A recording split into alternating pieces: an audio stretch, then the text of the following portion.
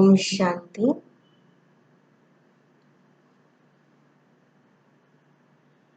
अपने आप को अलर्ट कर दें।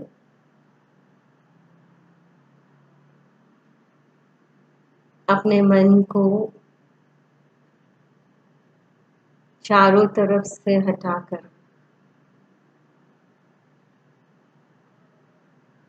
दो भ्रुकुटी के बीच आत्मा पर एकाग्र करें। महसूस करें कि मैं आत्मा इस सृष्टि चक्र के अंदर, इस दुनिया के अंदर एक बहुत सुंदर अपना पार्ट बजाने के लिए आई हूं। मुझ आत्मा का लक्ष्य बहुत ऊंचा है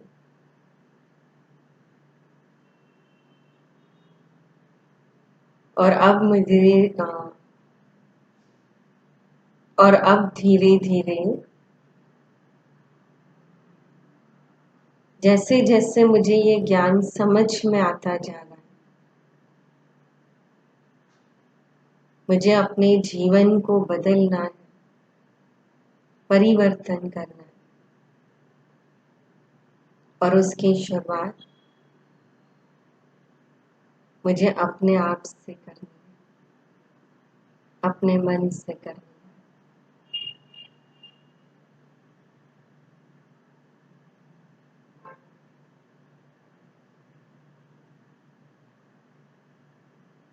ओम शांति। ओम शांति। बहुत सुंदर इस ओम शांति का अर्थ है। ओम अर्थात मैं एक आत्मा हूं और शांति अर्थात मुझ आत्मा का स्वधर्म शांति है।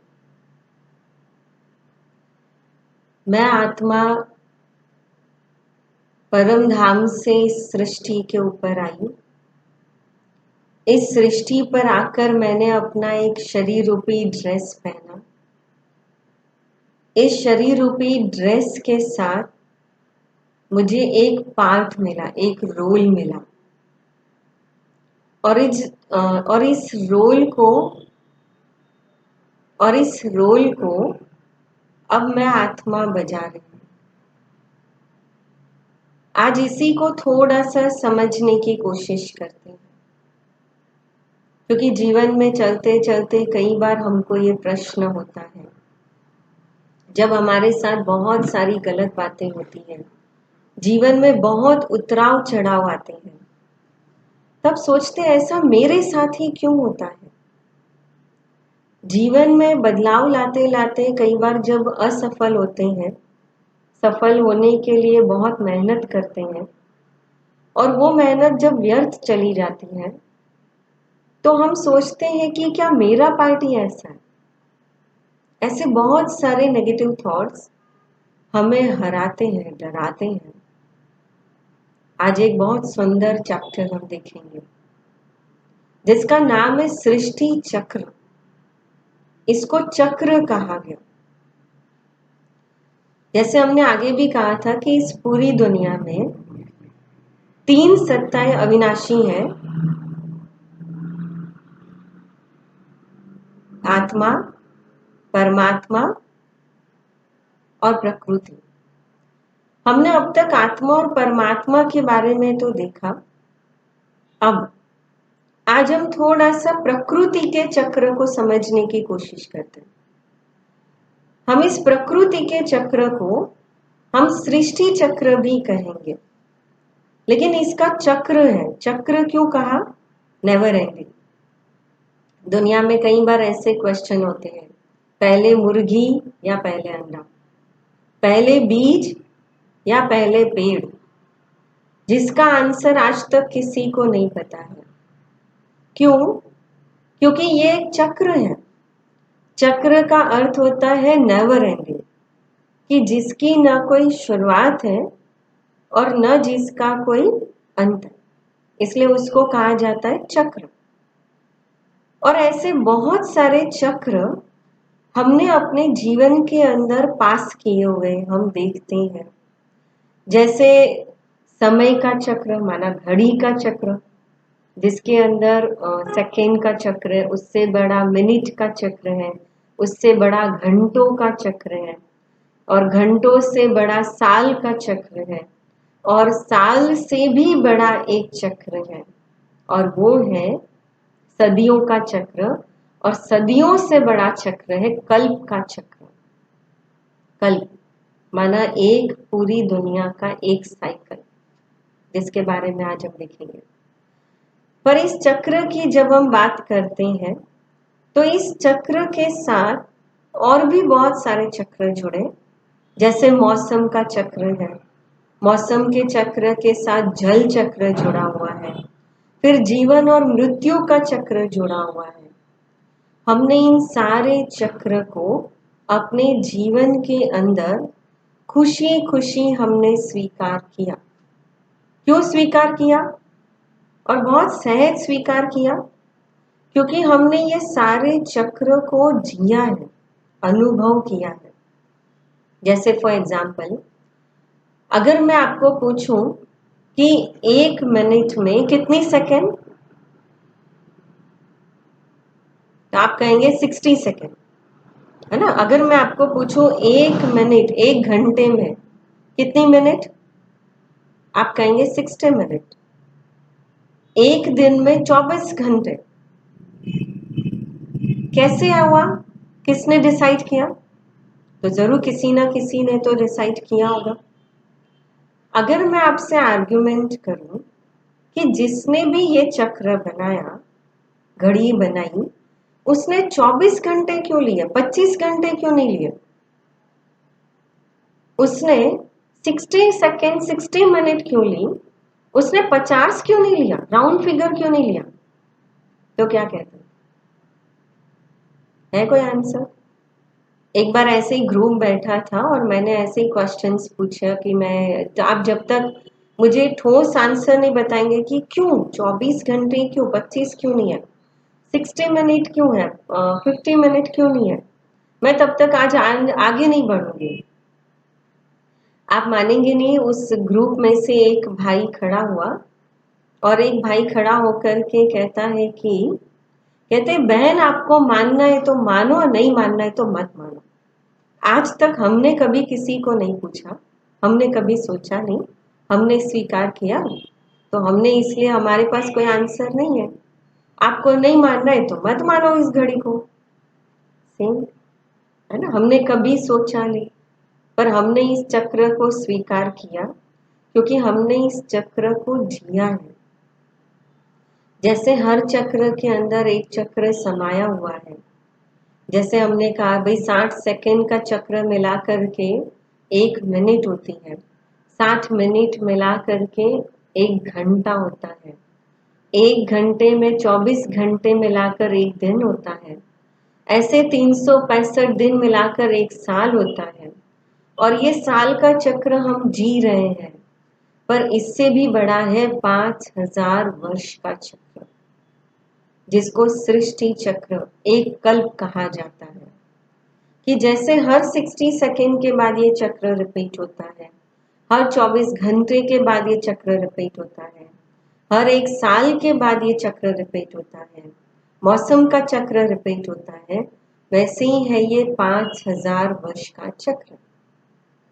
जैसे ये चक्र अनादि अविनाशी है, जिसकी न कोई शुरुआत है न जिसका कोई अंत है, वैसे ही ये 5000 वर्ष का चक्र है, जिसका न कोई आदि है न जिसका कोई अंत है।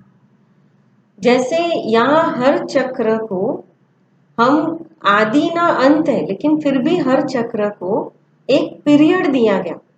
जैसे मौसम का चक्र है तो हमने कहा 12 मास, कि हर 12 मास में एक चक्र रिपीट होता है।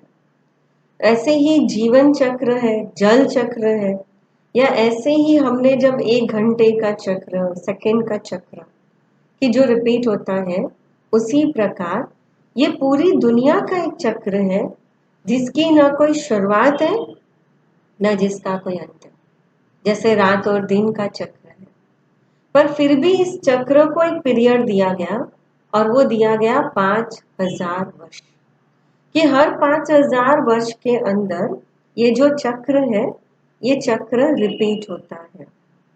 इसका प्रूफ अगर हम कहें तो 5000 वर्ष का उल्लेख अलग अलग धर्मों में, अलग अलग शास्त्रों में, जैसे क्रिश्चियन धर्म के अंदर अगर हम देखें बाइबल में, तो बाइबल में ये लिखा हुआ है कि हर 5000 वर्ष के बाद इस दुनिया का चक्र रिपीट होता है। उसमें लिखा हुआ है, सॉरी, इन 5000 वर्ष के चक्र का अलग अलग धर्म में भी उल्लेख है। जैसे क्रिश्चियन धर्म है तो आज हम जो साल का चक्र गिनती करते हैं, उस साल का चक्र अगर हम शुरू देखें तो कब से हुआ, तो जब से जीसस क्राइस्ट का जन्म हुआ।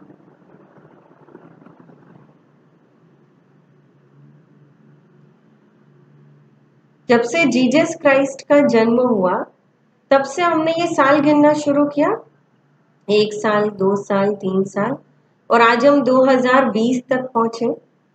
और बाइबल में ये लिखा हुआ है कि जीसस क्राइस्ट के जन्म के लगभग 3000 वर्ष पहले भारत में पैराडाइज था, या दुनिया में पैराडाइज था। तो अगर हम काउंट करें तो लगभग 3000 और ये 2000, 5000 वर्ष हो गए। भगवत गीता में भी लिखा हुआ है हर 5000 वर्ष के बाद ये महाभारत युद्ध लिखा हुआ है। उसमें भी लिखा है रिपीटेशन के बारे में, यदा यदा ही धर्मस्य ग्लानिर्भवति भारत, यदा यदा माना जब जब। और उसमें भी लिखा है कि इस महाभारत युद्ध को हुए लगभग 5000 वर्ष हुए। और उसके बाद कुरान में भी लिखा हुआ है हर 5000 वर्ष के बाद खुदा खुद इस धरती पर आता है और इस धरती पर आकर के हर इंसान की कब्र खोदता है, जिसको उन्होंने बहुत सुंदर कयामत का समय कहा, कि कयामत के समय में हर इंसान की कब्र खोदता है, अर्थात कि 5000 वर्ष का चक्र। तो जैसे आपने मुझे कहा कि मैंने जब कहा कि भाई आप रीजन बताओ, क्यों, प्रूफ दो, तो आपने कहा जैसे मानना है तो मानो, नहीं मानना है मत मानो।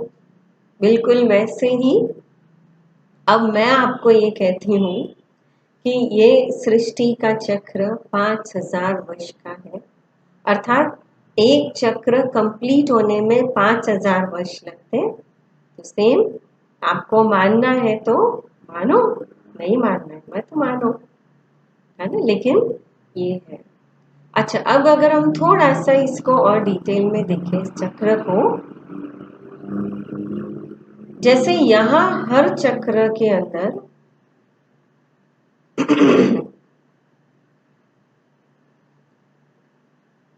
जैसे यहाँ हर चक्र को एक अवधि तो दी ही, एक पीरियड तो दिया ही, पर साथ साथ हर चक्र को 4 हिस्सों में डिवाइड किया। जैसे रात और दिन का चक्र, तो हमने कहा सुबह, दोपहर, शाम और रात। जैसे मौसम का चक्र, तो हमने उसको भी 4 हिस्सों में डिवाइड किया। जीवन का चक्र, तो हमने उसको भी 4 हिस्सों में डिवाइड किया। हमने कहा बाल्य अवस्था, युवा अवस्था, सीनियर सिटीजन वानप्रस्थ अवस्था और वृद्धा अवस्था, फिर उसके बाद वापस बाल्य अवस्था। ऐसे ही 4, जैसे हर चक्र को 4 हिस्सों में डिवाइड किया, वैसे ही इस 5000 वर्ष के चक्र को भी 4 हिस्सों में डिवाइड किया। सतयुग, त्रेता युग, द्वापर युग और कलयुग। और 4 हिस्सों में डिवाइड करने के लिए आप देख रहे हो कि इसमें स्वस्तिक दिखा है। स्वस्तिक को हम शुभ मानते हैं। और मैं पूछूं क्यों शुभ मानते हैं? बिल्ली वाली स्टोरी।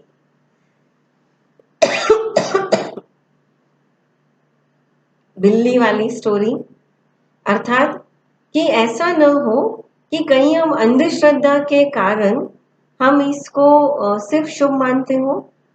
नहीं, स्वस्तिक को इसलिए शुभ मानते हैं क्योंकि संस्कृत में स्वस्तिक को कहते हैं सुअस्थि। तो सु माना अच्छा और अस्थि माना स्थिति, कि ये जो स्वस्तिक है ये हमें अपनी स्वस्थिति का दर्शन कराता है और इसीलिए इसको कहा गया कि सुअस्थि। ये माना इस पूरे चक्र के अंदर जो भी होता है वो अच्छे के लिए होता है।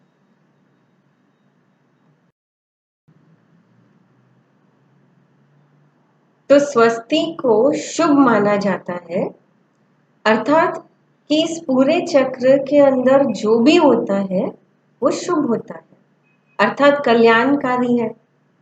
एक कहानी बताते हैं जो आपने हमेशा सुनी भी होगी काफी बार। कहते हैं एक बार एक अकबर और बिरबल शिकार के लिए जा रहे थे।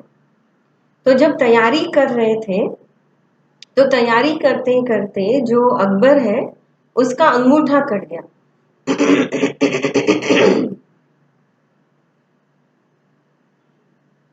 जब उसका अंगूठा कट गया तो वो बिरबल के पास जाता है और बिरबल कहता है कि देखो मेरा अंगूठा कट गया और बहुत खून निकल रहा है।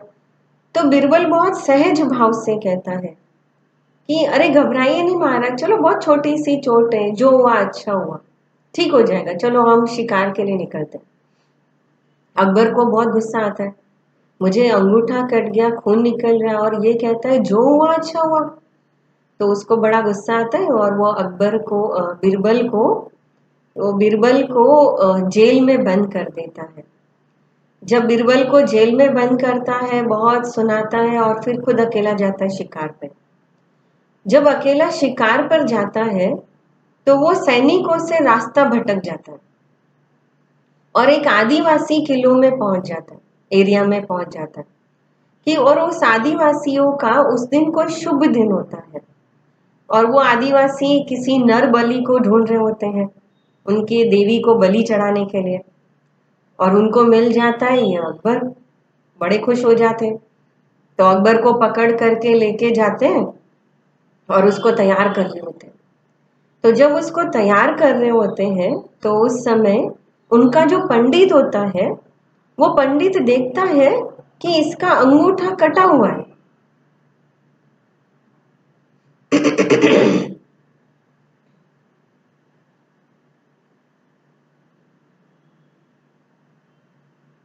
तो जब देखता है कि अंगूठा कटा हुआ है तो वो कहता है आदिवासियों को कि भाई ये बलि नहीं चढ़ सकता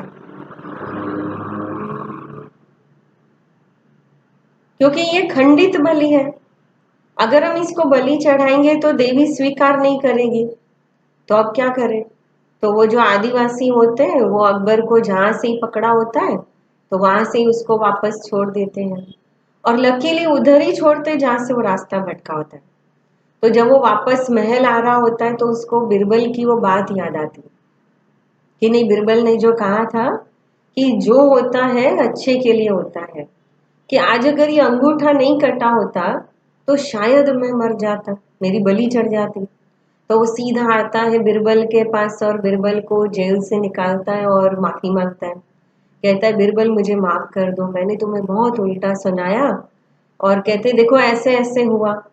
तो बिरबल कहता है कि महाराज मैं तो अभी भी वही कहता हूँ कि आपको माफी मांगने की बिल्कुल जरूरत नहीं है। क्यों? क्योंकि जो हुआ अच्छा हुआ। तो अकबर कहता है उसमें क्या अच्छा हुआ, मैंने तुमको इतना बुरा भला कहा, तुमको जेल में बंद कर दिया। तो बिरबल कहता है कि अगर आप मुझे जेल में बंद नहीं करते तो मैं आपके साथ होता, तो आप तो खंडित बलि करके बच जाते, पर मैं कहाँ जाता, मैं मर जाता। तो कहने का भाव, जैसे ये कहानी में कहा कि जो होता है अच्छे के लिए होता है, और इसीलिए आपने भगवत गीता जो 18 अध्याय है अगर उसका सार आपने देखा हो, जो चंद लाइनों में कहा जाता है, तो वो सार में भी यही कहा जाता है, जो हुआ अच्छा हुआ, जो हो रहा है वो भी अच्छा हो रहा है, आगे जो होगा वो भी अच्छा होगा। हमने आज तक कितनी बार ये सार पढ़ तो लिया, पर हमने कभी उस सार को जीवन में अनुभव नहीं किया। और ये जो सृष्टि चक्र है, स्वस्तिक है, हर शुभ कार्य करने के पहले स्वस्तिक का निकालना हमें ये ज्ञान देता है, समझ देता है कि हर कार्य करने के समय के साथ साथ कोई ना कोई परिस्थितियां जरूर आती हैं और उन परिस्थितियों में हम अपने मन को हिलाने के बदले हम बार बार ये ध्यान रखें कि जो होता है अच्छे के लिए होता है। और जब हम संकल्प में ही सोचेंगे जो होता है अच्छे के लिए होता है, तो होना ही है। जो सोचेंगे वैसा बनेंगे और जैसा सोचेंगे वैसा होगा। और इसीलिए स्वस्तिक में आप देख रहे हो सबसे पहला जो पंख है वो है सतयुग, है ना, जिसका आशीर्वाद के रूप में दिखाया है। नाम ही है सतयुग। आप देखेंगे सतयुग और त्रेता को स्वस्तिक के राइट साइड दिखाया है, अर्थात कि हम आत्माएं जब परम धाम से नीचे आती हैं, इस सृष्टि चक्र में आती है, इस शरीर रूपी ड्रेस हम अपनी लेते हैं, तो सबसे पहले हम सतयुग के अंदर आते हैं। और सतयुग वो समय है कि जहां आत्मा और शरीर दोनों प्योर तो है, लेकिन आत्मा की बैटरी 100% चार्ज है। जैसे एक एग्जाम्पल है कि जैसे हमने शरीर में या शरीर के ऊपर हमने कभी अगर नई घड़ी पहनी हो, हमने नई ड्रेस पहनी हो, नई चेन पहनी हो, तो आपने अनुभव किया होगा कि जब हमने वो नया पहना होता है तो हमारा बार बार वो कॉन्शियस होता है कि हमने आज कुछ नया पहना है। कई बार तो ऐसा होता है कि हम जब वो पहना और पूरा दिन होते तो सामने वाले को बिना कहे पता चल जाता है कि आज इन्होंने घड़ी नहीं पहनी, क्योंकि हमारा ध्यान बार बार वो नई घड़ी के ऊपर या नई चेन के ऊपर जा रहा होता है। तो हमारा कॉन्शियस सामने वाले का अटेंशन भी खिंचवा देता है। और इसलिए कॉन्शियस है क्योंकि वो शरीर के ऊपर कुछ नया है, तो हम वो कॉन्शियस अनुभव करते हैं। उसी प्रकार जब मैं आत्मा परम धाम से इस दुनिया में आती हूँ, इस शरीर में आती हूँ, तो मुझे भी बार बार ये कॉन्शियस रहता है कि मैं आत्मा हूँ और ये मेरा शरीर है। जैसे वो पहनी हुई चीज धीरे धीरे धीरे धीरे थोड़े दिनों के बाद वो कॉन्शियस ही खत्म हो जाता है कि वो चीज हमने पहनी है। कई बार तो हम इतना यूज टू हो जाते हैं कि हमारे वो चीज हमारे शरीर का ही पार्ट बन जाती कि वो चीज कई बार गिर जाती है और हमको पता ही नहीं चलता कि हमारे हाथ से अंगूठी निकल गई या कहीं कोई चीज गिर गई। जब कोई कहता है तो पता चलता है, क्योंकि हम इतना वो चीज के आदती हो जाते हैं।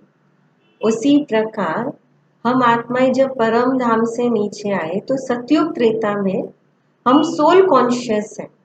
और जैसे हमने आगे भी देखा कि जब हम सोल कॉन्शियस हैं तो उस समय हमारी आत्मा की जो बैटरी है वो बैटरी डिस्चार्ज नहीं होती है, वो बैटरी चार्ज होती है। और इसीलिए शरीर यूज भी हो रहा है, हम अपने सर्व कार्य भी कर रहे हैं, परंतु फिर भी हमारी बैटरी डिस्चार्ज नहीं हो रही है, क्योंकि हम आत्माएं सोल कॉन्शियस हैं। तो सोल कॉन्शियस की स्टेज में जब मुझे ये भाने कि ये मेरा शरीर है और मैं आत्मा एक अलग हूँ, तो मैं दूसरों को भी उसी स्टेज में देखती हूँ कि ये भी एक आत्मा है, ये भी एक आत्मा है। और इसलिए जब आत्मिक भाव आता है तो सतयुग और त्रेता में एक धर्म, एक भाषा, एक जाति, एकता का बल है, क्योंकि वहां पर एक है। और इसीलिए सतयुग को कहा जाता है सत्ययुग, सत्यता का युग। और इसलिए सतयुग में जो राज्य करते हैं वो श्री लक्ष्मी और नारायण का राज्य होता है। इसलिए नारायण के आगे, नाम के आगे सत्य की उपमा लगाते हैं या सूर्य की उपमा लगाते हैं, कहते हैं सत्य नारायण, सूर्य नारायण, क्योंकि वो सत्य है। पर धीरे धीरे आत्मा की बैटरी जैसे हम यूज करते जाते हैं, तो जैसे धीरे धीरे बैटरी डाउन होती है वैसे ही त्रेता युग आता है। बैटरी जो डाउन हो रही है वो इसलिए नहीं हो रही है क्योंकि आत्मा बॉडी कॉन्शियस है, डाउन इसलिए हो रही है क्योंकि आत्मा थोड़े जन्म तो कहीं ना कहीं ले रही है ना, तो जन्म लेते लेते आत्मा की बैटरी डाउन हो गई। इसलिए त्रेता युग में जो दिखा है स्वस्तिक का पंख कि थोड़ा सा नीचे आ गया। तो नीचे आने का मतलब है त्रेता। त्रेता का अर्थ होता है त्रुटि। तो त्रुटि माना थोड़ी सी कमी, कि इसीलिए दुनिया में थोड़ी सी कमी आ जाती है कि जो पहले सुख शांति संपन्न दुनिया थी उसमें थोड़ी सी कमी, 80% तो अभी भी है ही, लेकिन 20% थोड़ा सा बैटरी डिस्चार्ज हो जाती है। लेकिन उससे दुनिया में कोई फर्क नहीं पड़ता। अभी भी दुनिया के अंदर वही सुख शांति प्यार सब कुछ समृद्धि है, क्योंकि आत्मा सोल कॉन्शियस है, बॉडी कॉन्शियस नहीं है। और इसलिए जो परिवार है, फैमिली है, वो भी बहुत सुंदर सोल कॉन्शियस स्टेज में। और इसलिए कहा गया त्रेता का युग त्रुटि का युग, लेकिन यहाँ पर राज्य करते हैं श्री राम और सीता का राज्य। इसलिए आपने देखा होगा श्री राम चंद्र कहते हैं।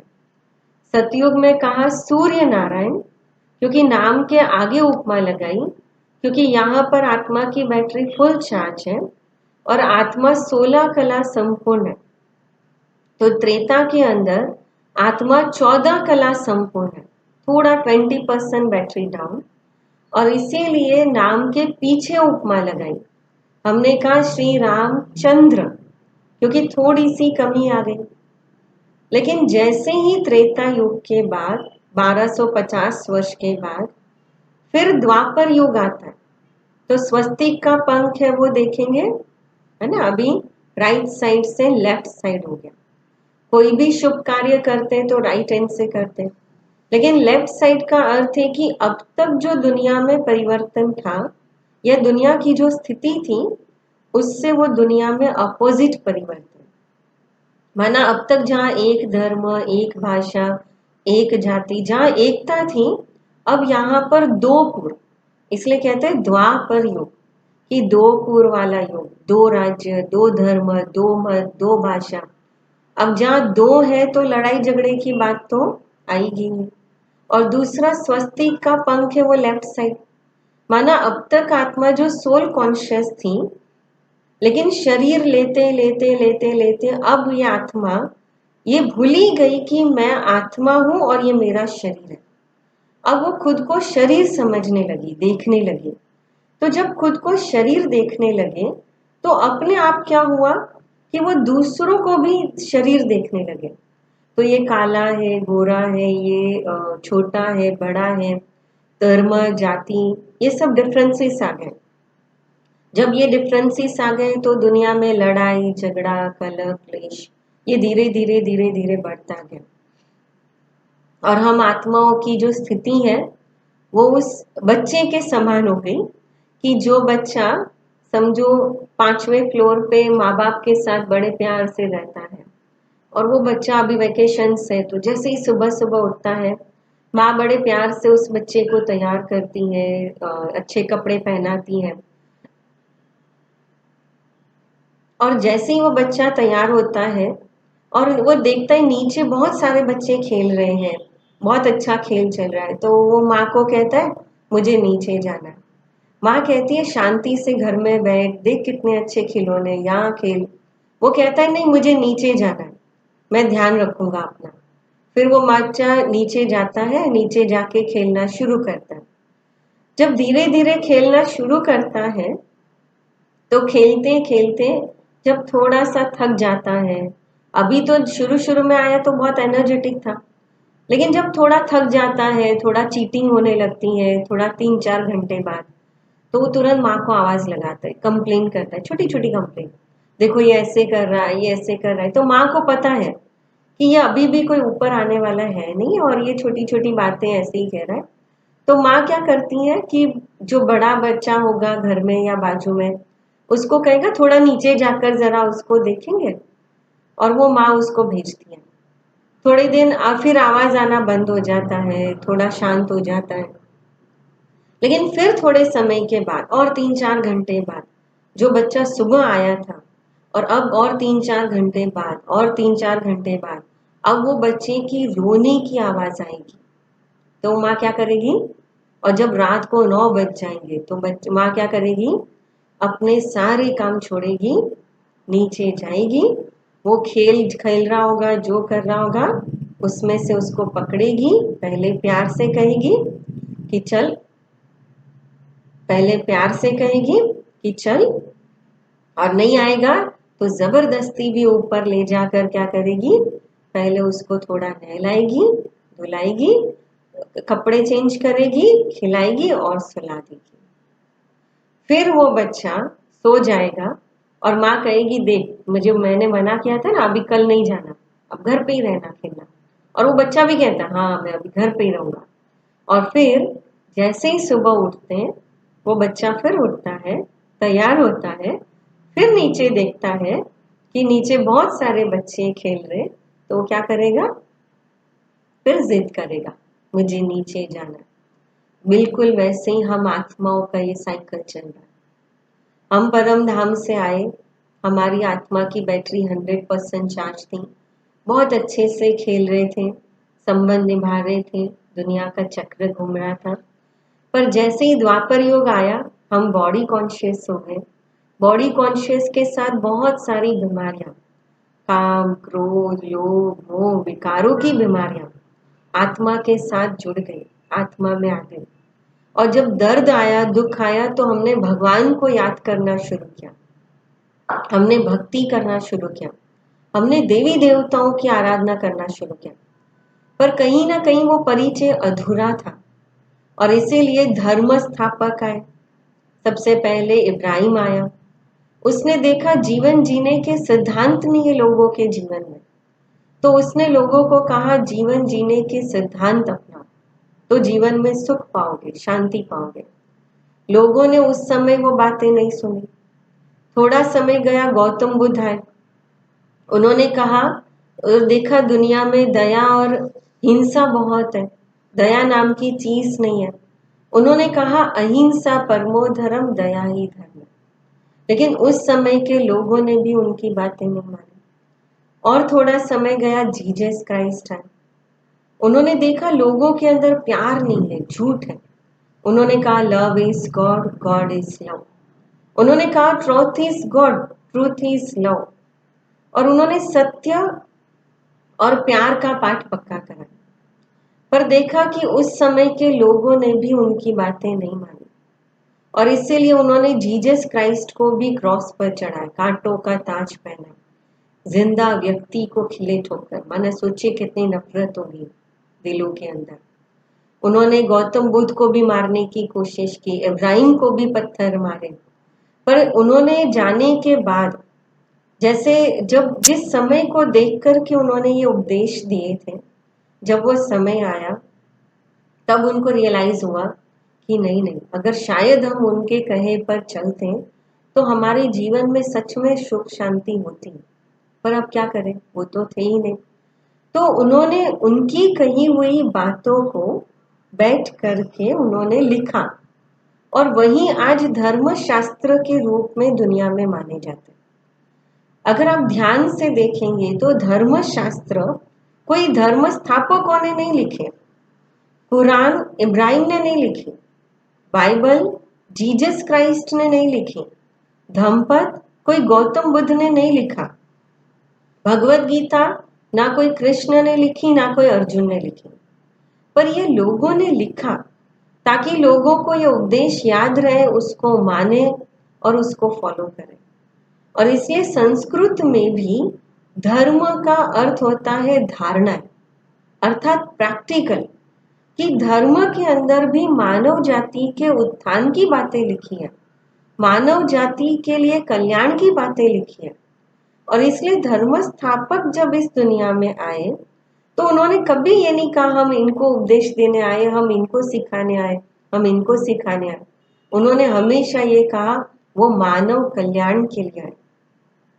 पर धीरे धीरे धीरे जो जो उस धर्म स्थापक को सुनते गए, मानते गए, वो धर्म शास्त्र पढ़ते गए, और उन्होंने अपने अंदर एक दीवारें खड़ी कर दी। और इसलिए आप देखेंगे द्वापर युग के अंदर जो स्वस्तिक का पंख लेफ्ट साइड घुमा था, अब वो हाईएस्ट हो गया, माना अप साइड, ऊपर की तरफ। कि जो मिसअंडरस्टैंडिंग, जो कलह क्लेश, जो लड़ाई झगड़े, दुनिया में मारा मारी जो शुरू हुई थी द्वापर युग के अंदर, धर्म की ग्लानि के साथ वो लड़ाई झगड़े धीरे धीरे बढ़ने लगे। अर्थात कलयुग का समय, काला अंधेरा समय। इसलिए हम देखते हैं दुनिया में जो भी चोरी होती है, गलत काम होते हैं, अंधेरे में होते हैं। लोग दुनिया में कहते हैं भगवान से तो डरो, लेकिन इंसान किसी से भी नहीं डरने लगा। और इसीलिए कहा गया काला युग, कलह क्लेश वाला युग। आज हम देखते हैं घर घर में लड़ाई झगड़ा मारा मारी चल रही है, और इसलिए इसको कलयुग का समय कहा।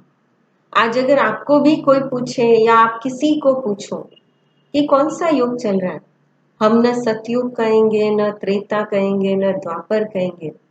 हम बिना किसी चक्र को देखकर हम कहेंगे कलयुग चल रहा है। आपको भी पूछा जाए ना, आपने कैसे कहा कलयुग? अनुभव, अनुभव के आधार से हमने कहा कलयुग चल रहा है। और जब ये दुनिया चलने लायक नहीं रहती, जैसे हमने कहा जब वो बच्चा रोते रोते रोते चिल्लाने लगेगा, तब परमात्मा माँ ऊपर नहीं बैठ सकती है, और तब परमात्मा माँ इस सृष्टि पर आती है, और इस सृष्टि पर आकर के इस ब्रह्मा के तन के द्वारा इस परमात्मा माँ को ये हमें ज्ञान देती है। हमें सबसे पहले इस दुनिया से डिटैच होना सिखाती है, अर्थात आत्मा का ज्ञान देती है। फिर अपना परिचय देती है, अर्थात माँ का पाठ बजाती है, इसलिए परमात्मा का परिचय। फिर कर्तव्य का परिचय हमें मिला, अर्थात कि परमात्मा हमें एक नई समझ देता है, हमें परमात्मा परिवर्तन की शक्ति देता है। और अब परमात्मा माँ हमें रोज ये ज्ञान स्नान करा रही है। और इसलिए आप देखेंगे जैसे बहुत थक जाते हैं,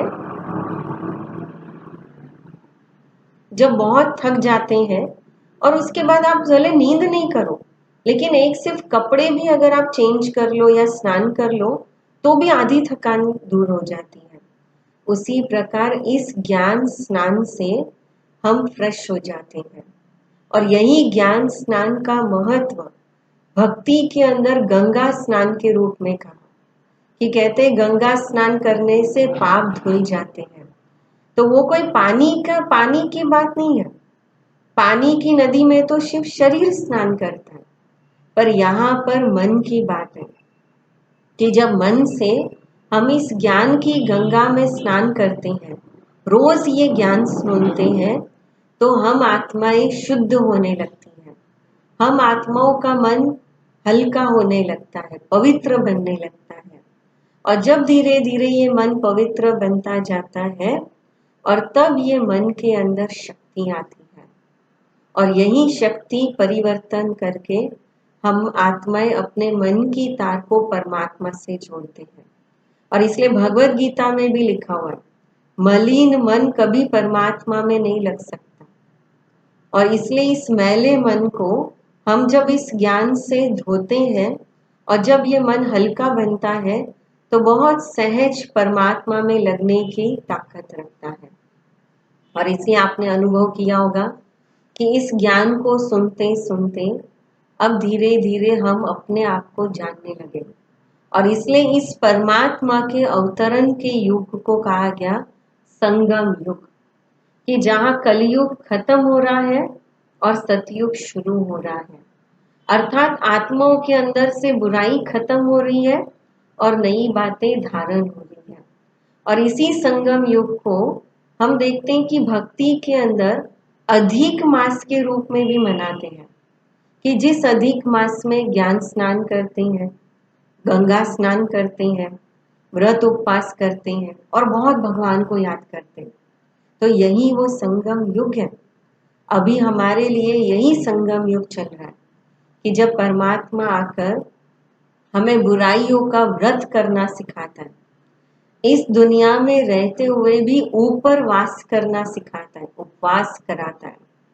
और यही संगम युग पर अधिक मास के अंदर हम जितना परमात्मा को याद करेंगे, आत्मा श्रेष्ठ संकल्पों के साथ अपने मन के अंदर श्रेष्ठ संस्कारों से संचित होती हैं और यही आत्मा फिर परम धाम जाने के बाद सतयुग में जाने के लायक बनती है। अर्थात हमारी आत्मा रूपी बैटरी 100% चार्ज हो जाती है। लेकिन इस समय के साथ साथ कर्म का संबंध बहुत गहराई से जुड़ा हुआ है। अगर समय और कर्म को हम नहीं पहचानेंगे कि कौन से समय पे कौन से कर्म करने, तो कहीं हम पीछे रह जाएंगे। जैसे एक बच्चा है और एक बच्चे के समय में उसका पढ़ाई पर ज्यादा अटेंशन होना चाहिए। समझो अगर वो बच्चा पढ़ाई करता है लेकिन उसका पढ़ाई में मन नहीं लगता है और उसको लगता है कि मुझे बहुत कमाई करनी है, पैसे कमाने, वो पढ़ाई छोड़ करके पैसे कमाना शुरू करता है। जब उसके जीवन के अंदर पैसे कमाने का समय आएगा, माना 25-30 साल का समय आएगा, तब उसको महसूस होगा कि काश मैंने और थोड़ी पढ़ाई कर ली होती तो मैं और पैसे कमा सकता था। पर क्या होगा? अब कुछ नहीं कर सकता, पश्चाताप का समय। अब वो समय है कि वो जो कमाई कर रहा है, जो जोश से वो अपनी कमाई को जमा कर रहा है, तो थोड़ा जमा भी करे और बचत भी करे, ताकि सीनियर सिटीजन या उस वानप्रस्थ अवस्था में उसको काम लगे। पर वो जो कमाई करता है वो खा रहा है, पी रहा है, उड़ा रहा है, जमा नहीं कर रहा है। जब उसके जीवन में 60 साल का समय आएगा, जब उसके हाथ पे ढीले हो जाएंगे, जब कोई नौकरी पर नहीं रखेगा, रिटायरमेंट का समय आएगा, और जब उसके पास अब आने वाले समय के लिए कोई पैसा नहीं होगा, तो उसको रियलाइज होगा काश मैंने कमाई के समय पे थोड़ी और कमाई जमा कर ली होती तो।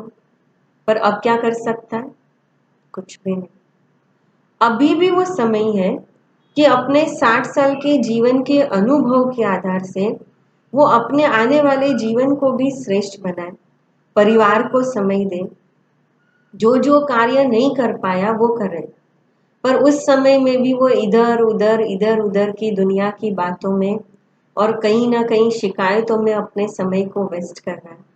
तो जब वो समय आएगा, जब उसका हाथ पैर भी ढीले हो जाएंगे, बेड पे पड़ा होगा, आंखें कमजोर हो जाएंगी, तब याद आएगा कि जब आंखें चल रही थी, सांस चल रही थी, थोड़ा सा शरीर में ताकत थी, तो मैं शायद और थोड़ा भगवान को याद कर लेता, अच्छे कर्म कर लेता।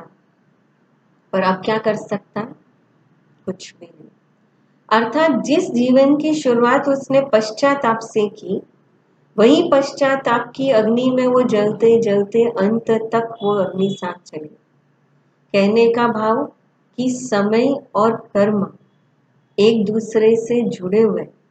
अगर समय को पहचान कर हमने अपने कर्म को परिवर्तन नहीं किया, हमने अपने कर्म को नहीं बदला, तो हम यही पश्चाताप की अग्नि में समय को व्यर्थ गवाते रहेंगे।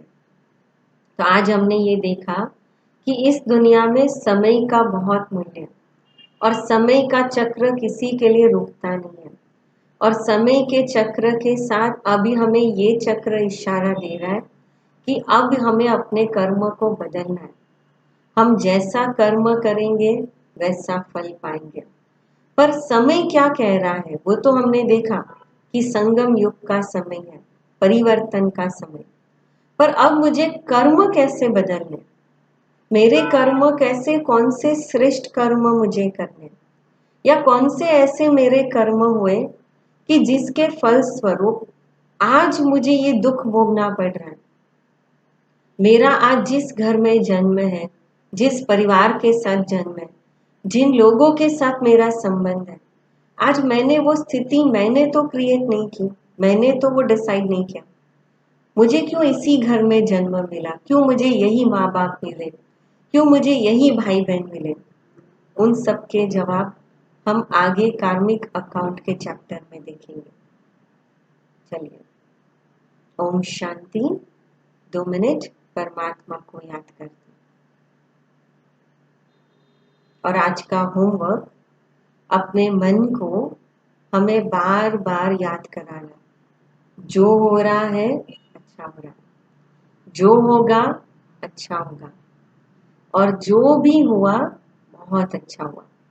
तो जो भी हमारे साथ ऐसी घटनाएं घटी है और मन में वो छाप छोड़ गई है, दुख छोड़ गई है, जब भी वो याद आएगी या कुछ भी हो जाएगा, बार बार ये 3 बातें याद करेंगे। और सिर्फ याद नहीं करना है, ये अनुभव भी करें जो हो रहा है अच्छा हो रहा है। चलिए, अपने मन को अलर्ट कर दें और अपने मन को परमात्मा में लगाएं।